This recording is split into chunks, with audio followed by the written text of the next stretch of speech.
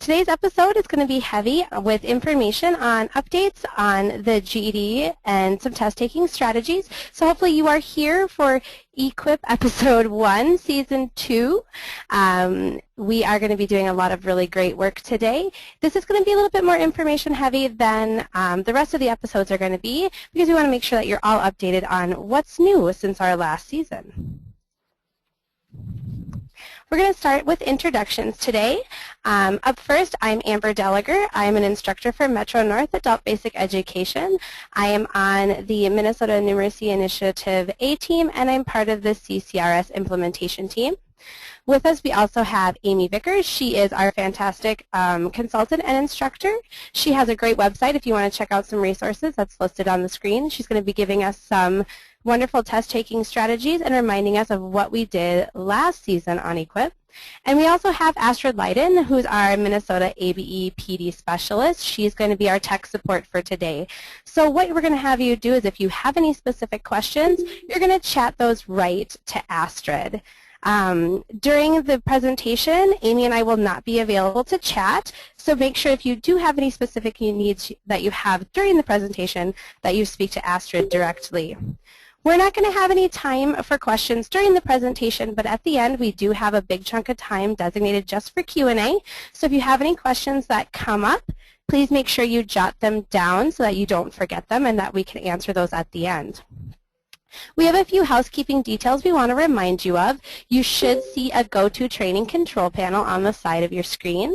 That's where you're going to be able to control your parts of the webinar. We have everybody muted today because we are not going to be doing any interacting with our speaker or with our microphones today. But we will be interacting in a few different ways. So you might see an option to put up your hand. There's a little hand on the side of your control panel. You're going to be using that when we ask you to raise your hand. There's also that chat box that you can see on the bottom of your control panel. And if you can't see a chat box, click on the arrow and it should expand so that you can see that. Make sure that you're watching who the to is in your chat box. Make sure that you're chatting to the right person. Sometimes we forget who we were talking to last and we send something to everybody when we just meant to send it to one other person. So let's practice raising our hands today. So if you attended the Math Institute this fall where we did our CCRS rollout, can you raise your hand?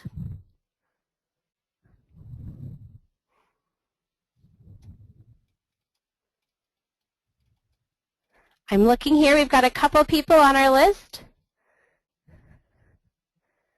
And if you're having problems finding out where to raise your hand, that would be a great thing that you can ask Astrid as well. And you can put your hand down. So if you put your hand up, you can put it down. But I also can control putting everybody's hand down at the same time, so don't worry about that too much. So at our Math Institute, we did start our first conversations about the College and Career Readiness Standards. We're going to include some information about those during the last part of our presentation. So hopefully we can piggyback on some of those great mathematical practice ideas that we started talking about there. If you weren't able to make it to Math Institute, we'll be providing that information again through different regional events and maybe future webinars as well. So our objectives for today is that we want to make sure that everybody is able to understand where we've been and where we're moving in the future with our EQIP series. You're going to see a snapshot of how the GED has been going in Minnesota so far. We're going to talk about some of the updates to procedures and features of the GED that have come out since the rollout of the test in January.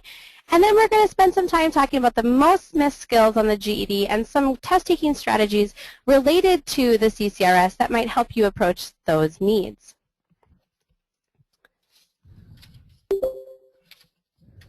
Okay, thank you, Amber. This is Amy. Thanks, Amber, for that great introduction. And I also want to say welcome to everyone. I'm very excited to be here and be part of this, the season premiere of Season 2 for the EQIP series. So I'm just going to spend a few minutes just talking a little bit about where have we been and where are we going. So maybe if EQIP is new to you, then this will be some background, or for some of you it will just be a refresher.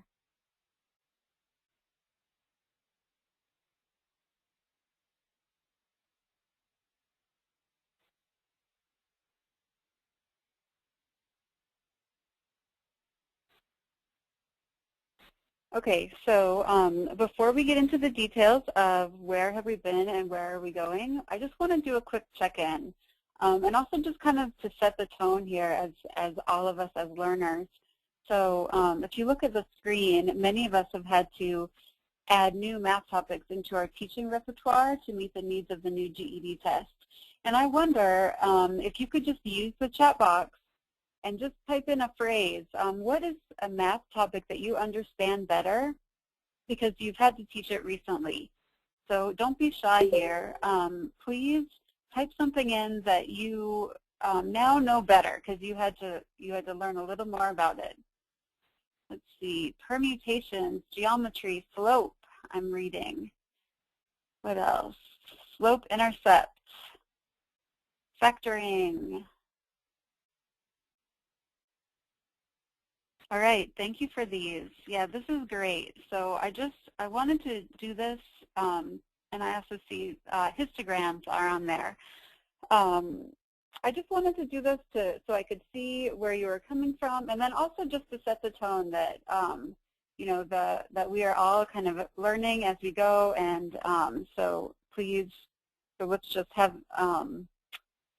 just wanted to start that way.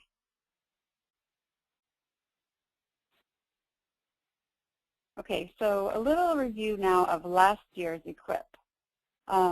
We had 5 different EQUIP episodes that we presented last year, and I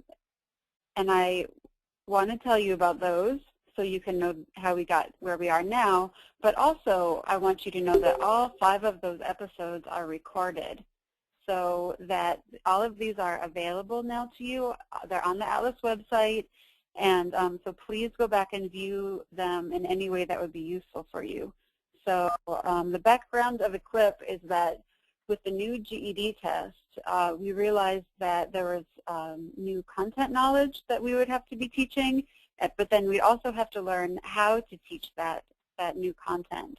And then again, it was driven by the new GED test. So that's where where EQUIP came from.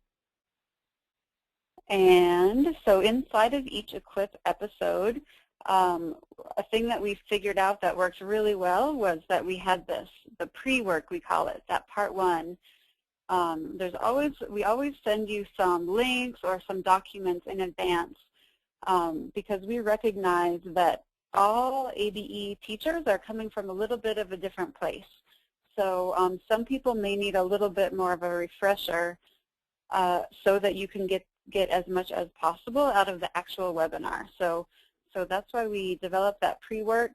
And then inside of the webinar, we try to build a foundation of skills, and then we work with instruction and reflecting on our experience. And then last year, we had a post-webinar follow-up that happened in a discussion board. And then I just want to very briefly remind you about the topic of each of these episodes. So this, again, I'm talking about last year's season of EQUIP. So episode 1 was about the new computer-based testing environment. And actually, many things have changed since this episode 1. So really this webinar that we're doing right now, I would say really replaces the episode 1 from last year because so many changes have happened at GED Testing Service. And then episodes 2 and 3 from last year, they were all related to graphs and functions and equations and making graphs out of equations. So that's episodes 2 and episode 3. So you know, review those if you think that would be useful for you. I have some small excerpts on the screen for you to take a look at. And then last year's episode 4 focused on quadratic equations. And as you can see on the screen, they just did a really great job of making it kind of going beyond the formula and making the material more engaging and more visual. And then finally, last year, episode 5 was called Finding Surface Area and its Related Dimensions. So this is about surface area, which was new to the GED test. And as you can see with the samples on the screen, it's just like many visual ways to work with surface area. So again, just know that all of these are recorded and available on the Atlas website. And something that's great about recorded webinars is that you can pause them and play pieces over and over again, if that's something that would help you. So let's just do a quick poll. So I'm going to launch this in a moment. But the question is, which episode are you most likely to go back and watch?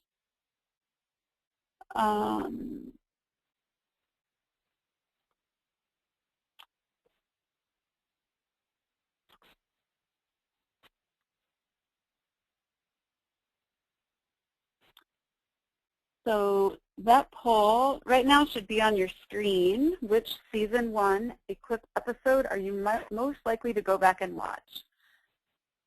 So please go ahead and start answering that. And, you know, of course, there's not one right answer here.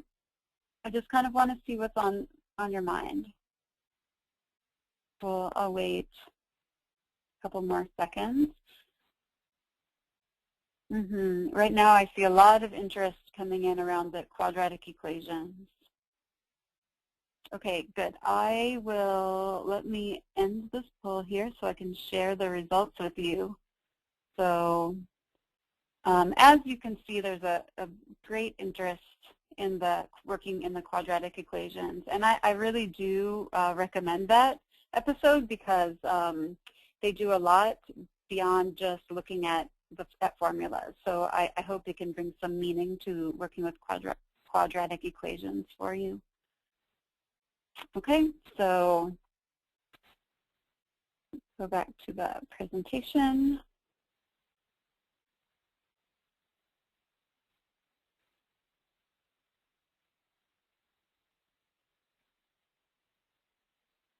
And so now I just want to talk a little bit about what's coming up this year. So this year we are very happy to be starting season 2 of EQUIP. And here are the episodes that we have. They're scheduled. It's approximately once a month. We'll have an EQUIP episode. They're all focused on numeracy. And these are all available to register for them on the Atlas website.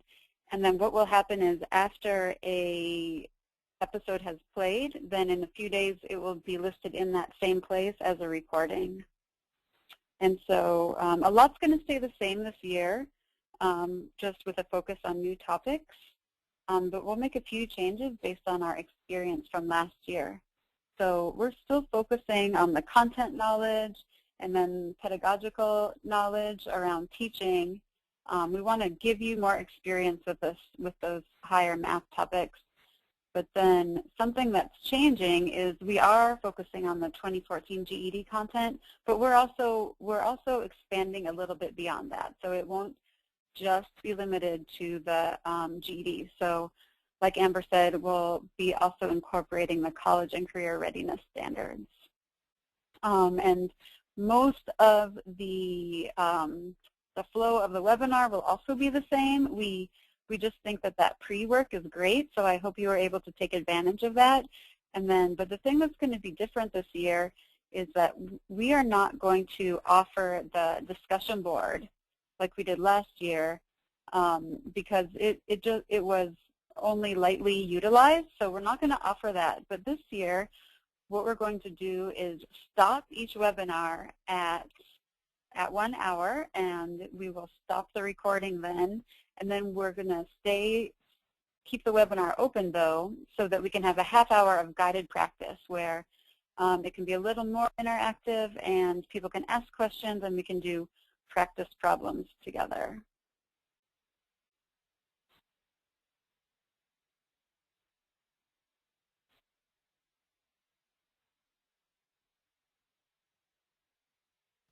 There we go. It wouldn't unmute me for a second. So We're going to be talking about the GED in Minnesota and how we're doing and what it looks like. But I want to stop for just a second and just tell you that I'm going to be giving you a lot of information in these next couple slides. I don't want you trying to feverishly write down all of these statistics and all of this information. So for this episode only, we've decided to make the PowerPoint available in your post-webinar materials. So you'll be able to download the PowerPoint and get the information that you need out of it, so you're not frantically trying to write down information as we go. Remember that we do have a big chunk of time left at the end available for questions. So if you have questions and we are able to answer them, we'll do it at that time. Anything that we can't answer on this webinar, we will mark down and get an email to Jim or whoever is the person that's going to be able to help us answer that a little bit better. So just remember, if you have questions, write them down and we'll get to them at the end of the presentation. So we're going to be looking at what does the GED look like here at home. We got all of these statistics from Jim Cowell at MDE, and these are all current as about 1024-ish. He always says ish because things are always changing a little bit. So these are the most current bits of information that we have for you. So we're going to start talking about the test data that we have, and I'm going to give it to you a little bit slowly here. So our first bit of information is about the total test takers. That means somebody who took a test in any of the subject areas. Right now, Minnesota is looking at having about 1,531 test takers. Now, when we look at test completers, that's somebody who's taken all 4 subjects at least once. We have about 813. Our overall passing rate is about 75%. And when we look at people who have indicated that they've used a prep program like an ABE site, they have a 76% passing rate, so a little bit better. However, only 30% of people who are taking the tests are indicating that they've attended a prep site. Now, we know that that information is self-reported, but it's also likely to be really underreported. So this hopefully will become easier when there's options to release test scores to prep sites, and we're going to talk about that in a little while. But just remember, if you have students who are registering to take a test, that yes, coming to school and taking practice tests does count as using a prep program. Let's look at math specifically. So we're going to just look at how Minnesota is doing on the mathematical reasoning test. Minnesota test takers have about a 72% passing rate, which is in line with the high school norm group, which is also at 72%. It's above the national average of 54%, but we need to keep in mind that in Minnesota, people are not taking the math tests at a high rate as they are as the other tests that they have available. So the data might look a little bit skewed. So what do I mean by that? 35% of Minnesota test takers have not taken the mathematical reasoning test just yet. We do have some fun information for you. 6% of Minnesota test takers who have passed the mathematical reasoning test have done so with honors. Before I move on, I want to note that what we're finding is that those who are not passing the mathematical reasoning test are only failing by 1 to 3 questions. So our testers are close. So we're going to be talking later about the most commonly missed skills to hopefully address this need. There is a lot of support in the state of Minnesota to help testers get the funding that they need to be able to take the exams. So right now, there's a $40 testing fee reduction promo code that we've had available since this mid-spring time, and that's MNGED40. That's the code that our students can use to help reduce their test fee if they've been a student at an ABE program. Starting sometime hopefully soon in November, there will also be an additional $40 test reduction, which is $10 per test. They can only use it once.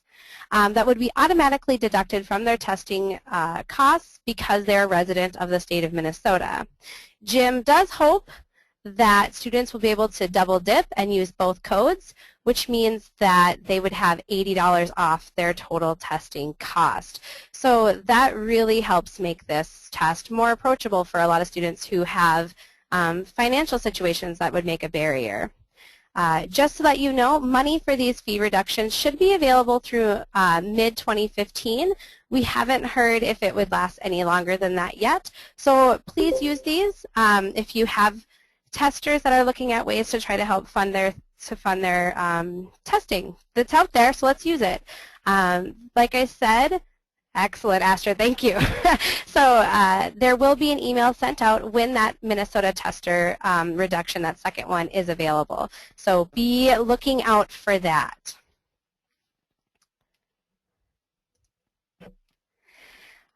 Another thing that's new is that we are hopefully going to be able to have access to student scores. That's something that has been a challenge for us, not knowing if our students have tested, if they've passed, what's been going on. And so the people at the state level are working hard to try to address this. So there's only going to be specific people at each testing prep location that will have access to scores. Jim is currently working on a process to figure out who those people are going to be.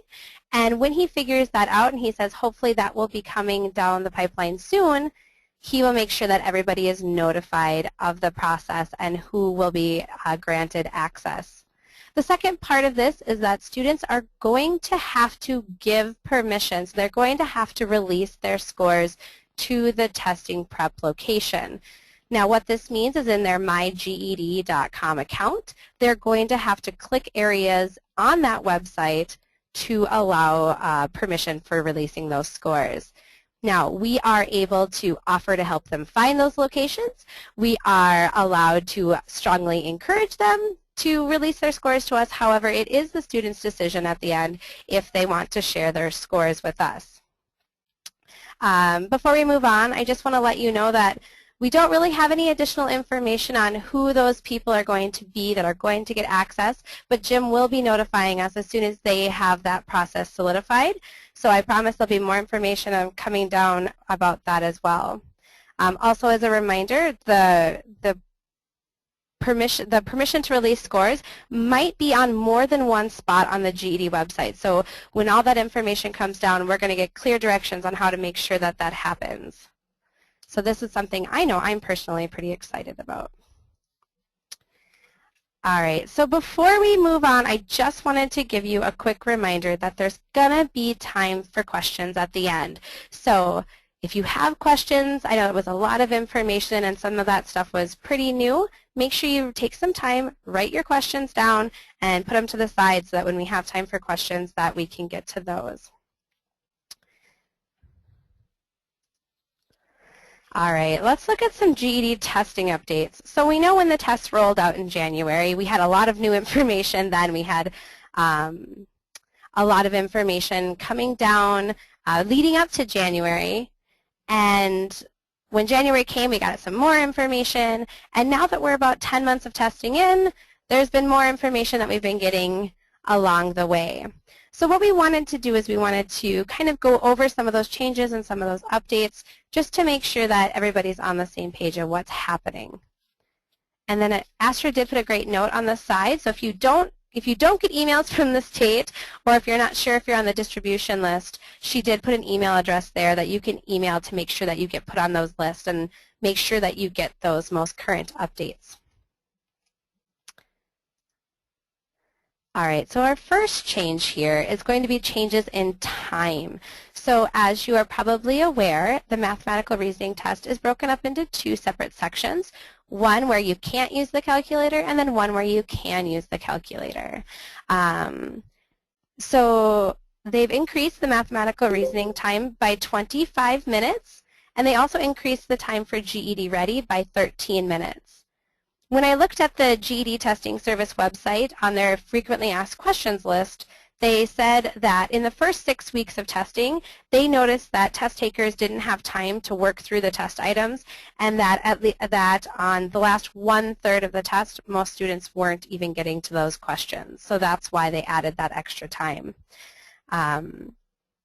Just as a big note, and we're going to talk about this again when we get to the calculator changes, that testers are not going to be allowed to go back and use their go back to those non-calculator questions. So that's going to be kind of a change. Before, the calculator was only available on the questions that you could use it on, so it wasn't a big deal. But just remember, we're not going back. Once you finish those no calculator questions, you got to keep moving on. So the mathematical reasoning formula page also changed. They put some area formulas back in, and they added some of those measures of central tendency bits of information. We did include a new copy of the formula page in your pre-webinar materials, so if you haven't been using that, I really suggest that you take that, print that out, and use it, because this is what's available to our students now.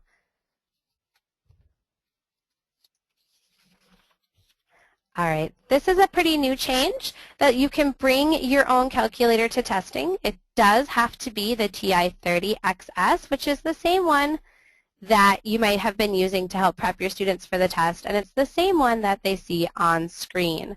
So students can bring their own calculator from home, which is great because some of our students, multi-view, yes, Andy, it's the TI-30XS multi-view. It has to look like that guy on your screen. They've noticed that using the on-screen calculator has provided an extra challenge for some of the testers, so they have decided that students can bring a handheld calculator in. It'll only be, so the on-screen calculator will still be available, still be ready to go, but when the calculator is not approved for use, it has to be put in a specially designated area. Now, I really want to encourage you to spend some time talking to your students if they are planning on bringing their calculator in. When they go into test, make sure that they are asking the test administrator exactly the process that goes into retrieving their calculator when they need it.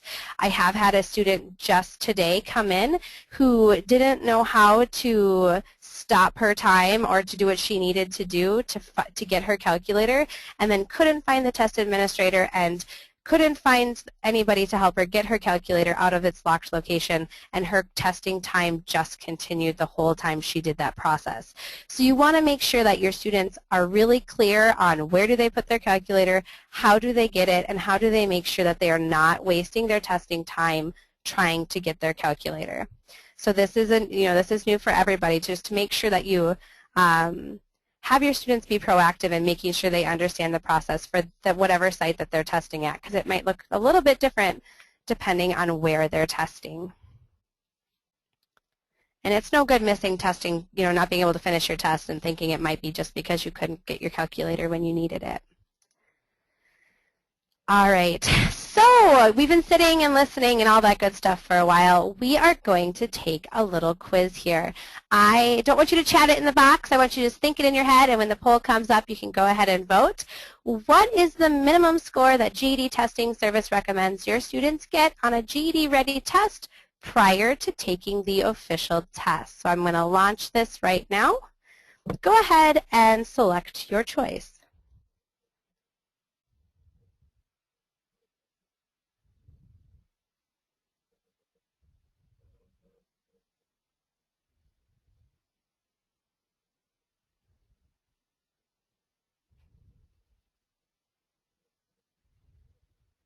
I'm going to give you just a few more seconds.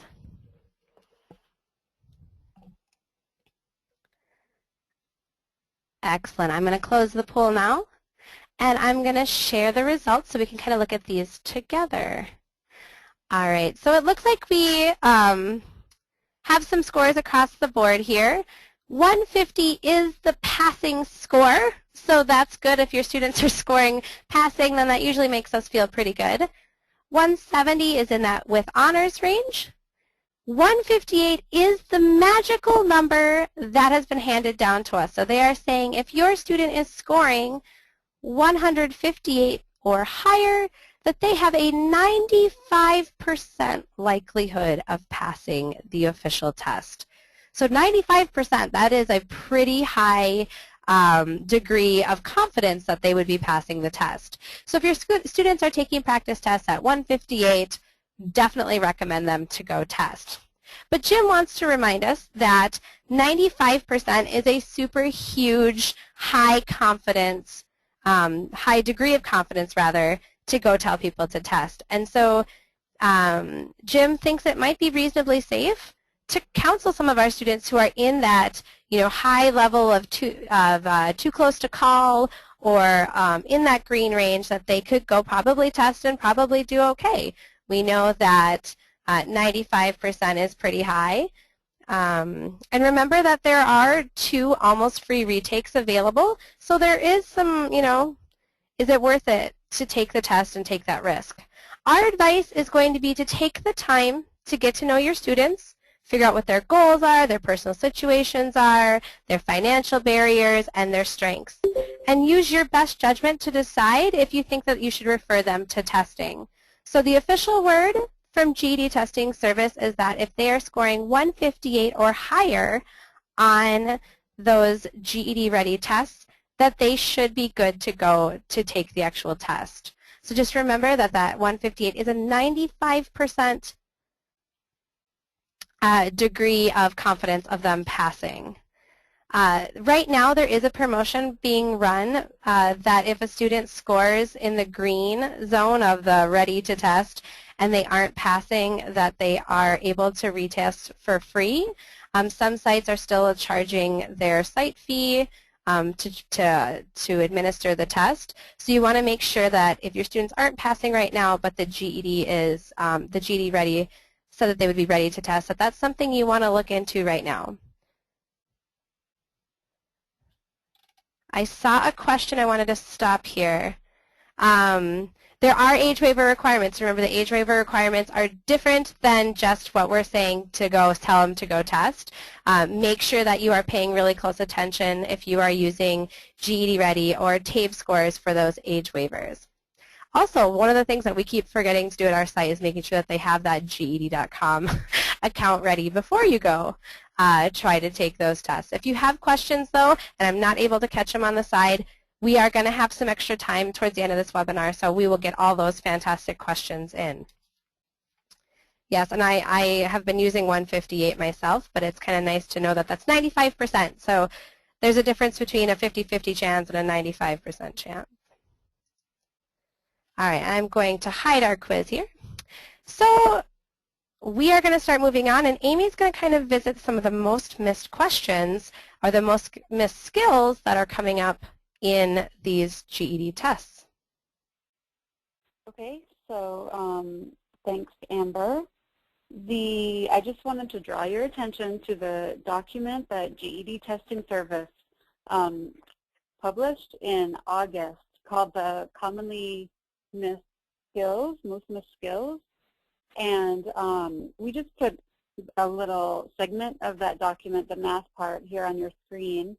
But I want to let you know that they use data to list the skills that were commonly missed. And that is a 2-page document. And we sent you that in the pre-work for this webinar. You will also receive it in the follow-up email after this webinar. And it is also available on the GED Testing Service website. And I'm not sure exactly where. I think I just searched for it each time. But I want to also let you know that more than half of that document is math related. So the full second page and then a little bit of the first page is math related. So I just want to encourage you to find ways to work with this document in your own setting. So I just think of it as like some updated information that we have about what test takers are missing, maybe areas to work in. And I also just wanted to let you know too that some publishers are releasing their own correlation charts based on these skills, so correlating the most missed skills to their own materials. So just watch for things like that.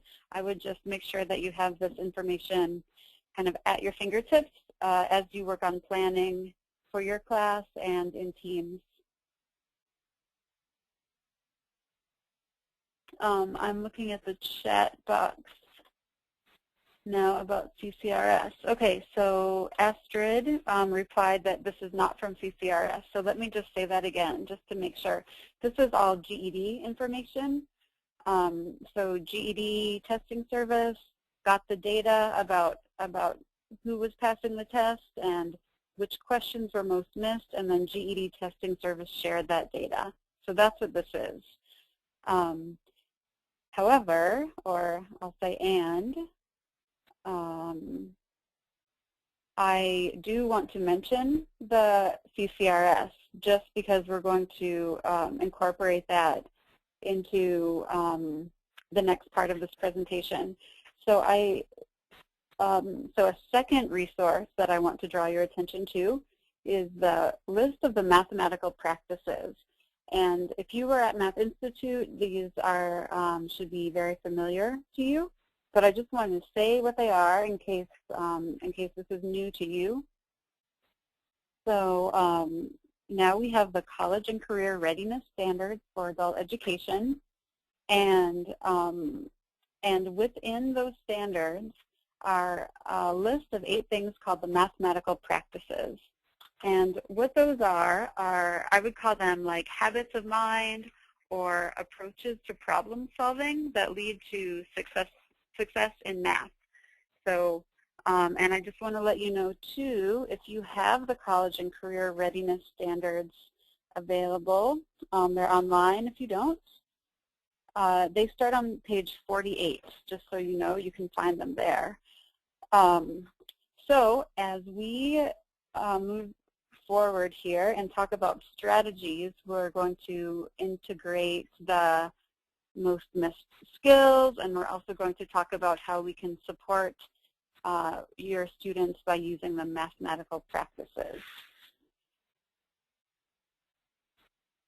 So now I recognize there's a lot of information there on your screen, so I just want to kind of give an overview of what's happening. So given that we have this information about the commonly missed skills, and then also given the idea that many test takers miss a passing score by only 1 to 3 questions, Amber and I thought it would be useful to talk about some general strategies.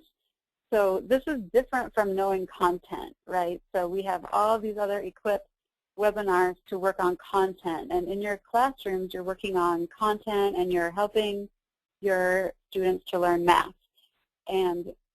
But then in addition, we wanted to offer 4 strategies, which I'll discuss right now, that will just be small things that you can do in your classroom or that your students can do during the test to just increase their chances of doing well and getting a question right. So that's where this is coming from. So I'll just jump in then. So strategy number 1, what we came up with is to develop classroom routines.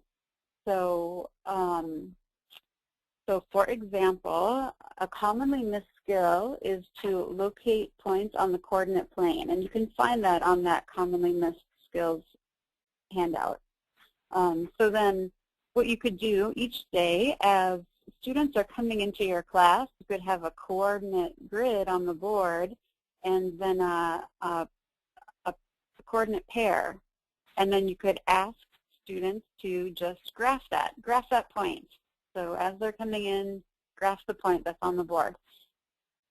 And then so one person would put it on the board, and then everyone else could figure it out on their own. And then after people have settled down and are all ready to start class, then what you could do is have a class discussion about, ask them if the point is correctly placed, and then discuss why or why not. And then also then column 4 on your screen, the mathematical practice number 3, construct viable arguments and critique the reasoning of others. That supports this example because students are having to kind of defend why or why not the coordinate is placed in the right spot on the grid. So here's something that this brings to mind for me. Often, so I could see where a student is if you're studying the coordinate grid and you have a serious student who listens and works hard and figures things out, and then you do several pages, you work for a week about the coordinate grid, and then they're getting everything right, but then I think it's pretty common that then you would go on to the next topic, and students would say, oh, I forgot that because we haven't, then they forget in like 3 weeks later. So that's why we really wanted to incorporate the classroom routine as a strategy, because these are things then that are repeated. Once students are already familiar with them, then they're repeated, and they serve as great reminders. Rather than just saying, I only need to know this during the 2 weeks that we work on it in class. All right, I'm just going to take a second and check the chat box before we go on.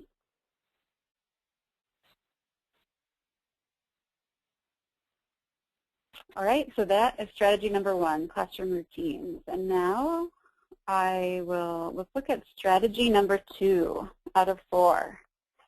So strategy number 2 is estimating. So we recommend that you talk with your students about estimating solutions to multiple choice questions when the answers are very different from each other. Because there's no need to spend the time on the detailed math if the questions are far enough away from each other that an estimate will allow you to make the correct choice.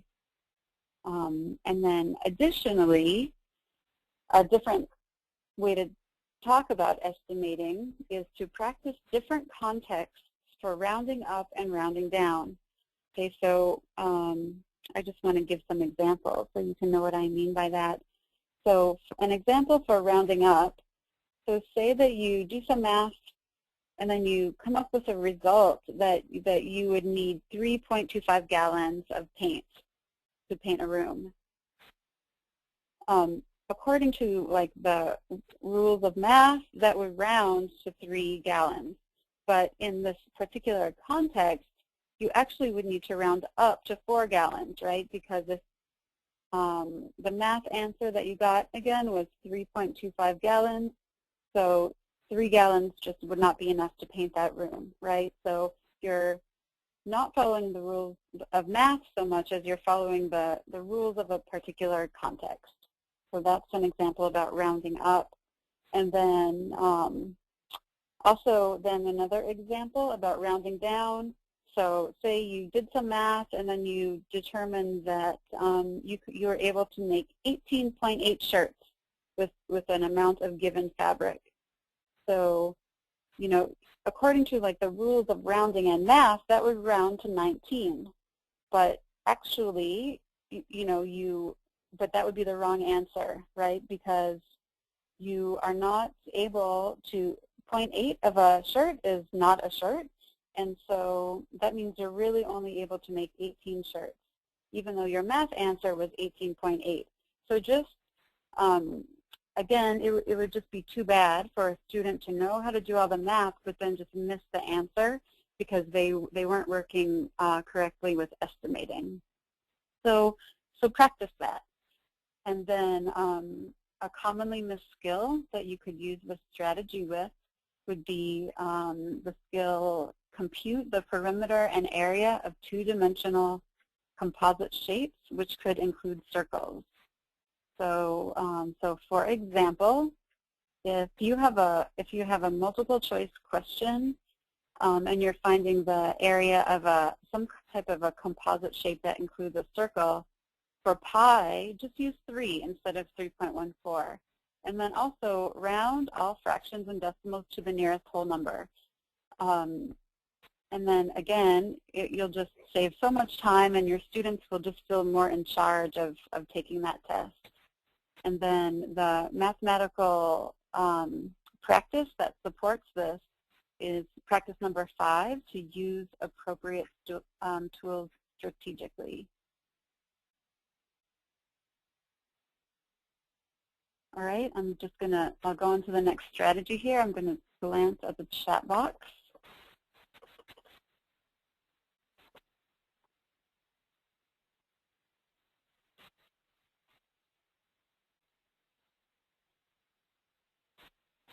Okay, so now I want to offer a third strategy. So strategy number 3 for test taking is that answers can be in disguise. So this is the idea that the answer is the student worked through all the math and they have a correct answer, but it just doesn't look like the answer. But the answer that they arrive at is not given as a choice, or it's not recognizable. So strategy 3 is to practice recognizing different versions of the same answer and different steps in the problem-solving process.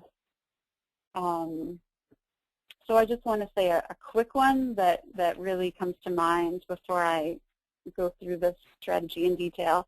I'm thinking about anytime you set up a proportion, you could view that as a proportion, as two fractions with an equal sign between them. But another way to write that exact same equation would be to just go ahead and do the cross multiplication. So then it would look like an equation with no fractions in it. And both of those could be totally correct, but if your students are only used to seeing it in one way, then they would miss that question, and then that's too bad. Okay, so then another example here, a commonly missed skill that could work with strategy number 3 is to solve one variable linear equations and formulas with multiple variables. So this is about solving complicated equations. So for example, as you work through a substitution problem together in class, what you could do is stop at various points. So not just at the end, but if it's a multi-step problem, you could stop at various points and you could write up 3 different choices of what step could go next, and then students could apply the properties of rules in algebra to select multiple correct answers.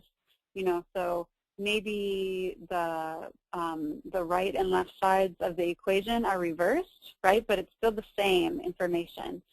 So I think of it as working through a long problem and just kind of stopping, like just freezing in the middle, and then offering some choices, and they could discuss which choice could go next. And it would be great if you could have more than one correct answer there.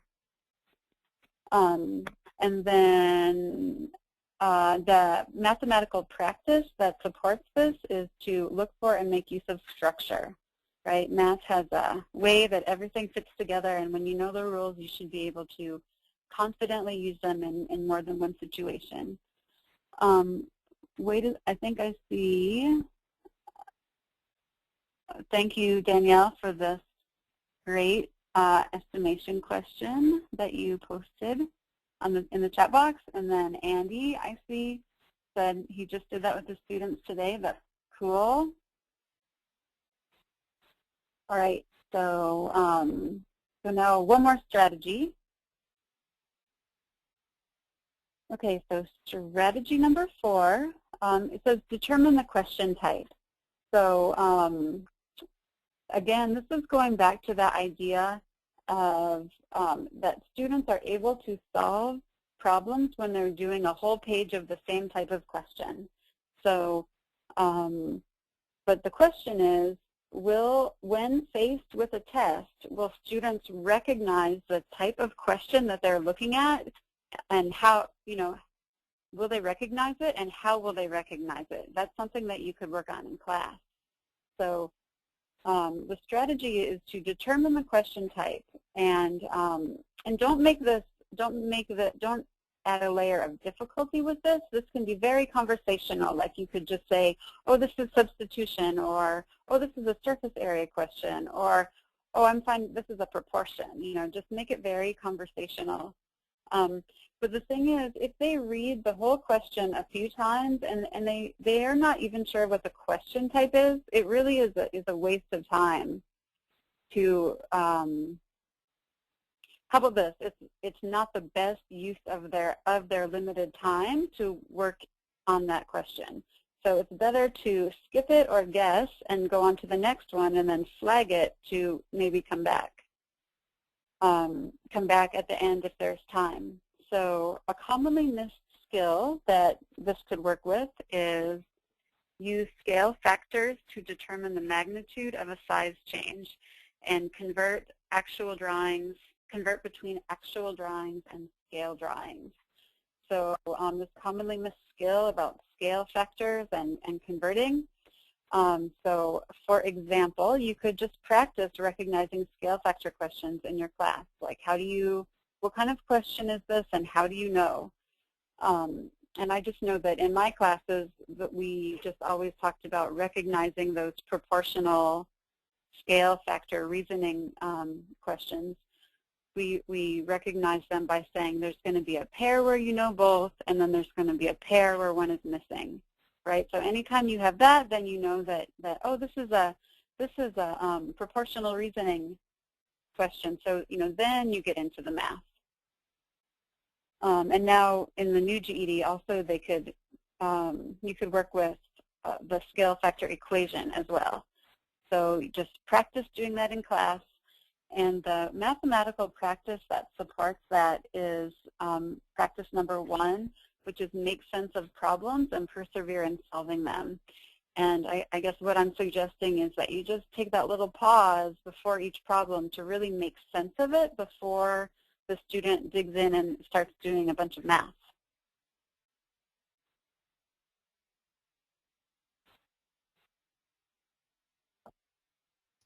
Okay. And then Andy has, yeah. Go ahead.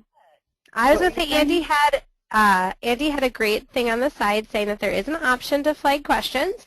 So I want to remind you that that is something that they can do. And they have to click, are you sure you're ready to submit your test, as long as they have time to do that. So I think that that's a great tool to remind them to flag it. If you don't know it within a minute, it's better to move on and give yourself time to do what you do know. So I think, Andy, that was a great suggestion here. So we're almost to the top of the hour. We have about 8 minutes left. We've talked about a lot of stuff, so just to kind of like stop and think for a second where we've been. So we talked today about how Minnesota is doing on the GED test, and we are doing really rather well, above national average, which is great to hear. We've also, oh, thanks Andy. Amy is pretty smart. So the other thing to remind you of is that 35% of our students are not taking the math test, so we should encourage them to do so. The score that you feel comfortable telling your students to go test at really should be determined by what you know about that learner. If you have people coming off the street and they don't want to work with you, 158 is probably a good recommendation. We also talked about the fact that we're going to have access, or somebody at the test prep site is going to have access to student scores as long as they're released to them. We've also learned that there's been a lot of changes on our formula page, on bringing in a calculator, on how to get an age waiver. We've talked about a lot of those different things. And then Amy just spent some time reviewing some of those most commonly missed skill sets. So we kind of covered a lot of ground, but hopefully that got you really excited and wanted you to learn some more. And so a great opportunity that we have coming up for you to learn more about how to get your students ready for some of the things that you're going to see on the GED is episode 2. So you've made it through episode 1. Episode 2 sounds like a really great idea. So episode 2 is about data, box and whisker plots, and graphs of central tendency. That's going to be presented by Amy and Andy Albee. That's going to be on Monday, November 17th from 2:30 to 4 p.m. So now that this webinar is over, the registration, or not quite yet, don't leave. Now that we are finishing up with episode 1. Episode 2 registration is going to be open, so make sure you reserve your spot, and you'll get reminder emails. So if you're thinking, I'll never remember that I signed up for it, even if you sign up today, you'll get emails to remind you as we go along. We also want to direct your attention to the atlasabe.org website. Underneath their calendar of events, which is on the right-hand side of their website, you can get information about all of the webinars coming up throughout the winter and into the spring. So we hope that you're going to be able to join us for as many of those as you can. And just like last season, all of the Season 2 webinars are going to be recorded, so you're going to be able to access them at any time. Just remember that if you are looking for CEUs, at this time we're only able to offer CEUs for people who participate in the live webinars. All right. And then, Amber, can I just add that the CEUs will come in an email within a few days? So if you don't get an email and you think you should, just let me know. Just let one of us know, and we can try to make sure that you're getting what you need. So what's going to be happening next is that we're going to be sticking around for an additional 30 minutes to answer any of your questions that you might have, and then to go over some samples, so some real tangible examples of those 4 strategies that Amy talked about earlier. We will keep the recording going for the question part of this webinar, because I think there's going to be some great questions. But once the questions are done, we're going to stop the recording and we'll just do the rest of those guided practice questions off of the recording. So we want to invite you to stick around and hang out with us. And if you are unable to hang out with us for the next half an hour, we just want to say thank you for participating. Please do not forget to fill out the evaluation that will come after this webinar is complete. We really do look at all of those bits of information on there to help plan future webinars. So we want to make sure that you're getting what you need. I want to also draw your attention that the recording of this webinar is going to be posted on the Atlas website in a few days. So I put the link on the screen of where you can go to find it. It was under the Resource and Math and Numeracy tab if you're looking for it on your own. So we are going to now be available to start some questions. Amy, did you have anything you wanted to add before we started questions? Yes, thank you. I just want to thank everyone. So if you're needing to leave right now and not able to stick around, I just want to thank you for participating. I think it is awesome that we have this tool where we can reach across state lines even and into the rural areas. And I just want to thank you for taking time to participate as part of the state professional development. And Astrid says on the chat, please spread the word about Equip with your colleagues. Okay, I'm ready to go, Amber. All right. I like to give wait time. That's my goal for my professional performance appraisal for the year. So we're going to start out with some questions today. If you do have a question, what I'd like for you to do is raise your hand. That way we are giving everybody a chance to ask questions that they might have. If you have any questions about some of the things you learned on the webinar today or about the age waiver, I saw some of those coming up. Make sure that you ask. So if you have any questions, you can raise your hand now, and you will have the opportunity, if you want to type your question in the chat box, you certainly can. Or if you want to try to turn on your mic to speak, you can do that as well. So let's look here. It looks like Kim Munson has a question. So Kim, I can unmute you, or you can chat. We are unmuted, so if you would like to speak into your microphone, you can. Otherwise, you can type in the chat box.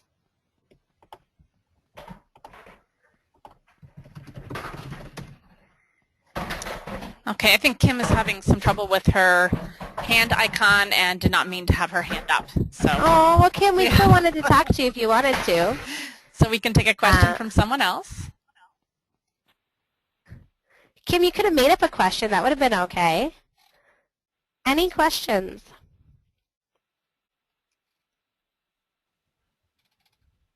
Now is your chance to ask.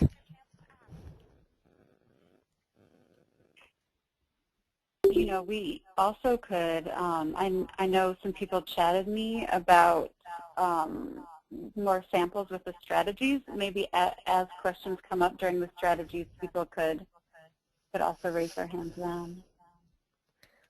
Perfect. Well, then we'll just keep moving forward, but if you have a question at any time, you can definitely feel comfortable to put it in the mic. I think, Astrid, at this point, you probably can stop the recording. Uh,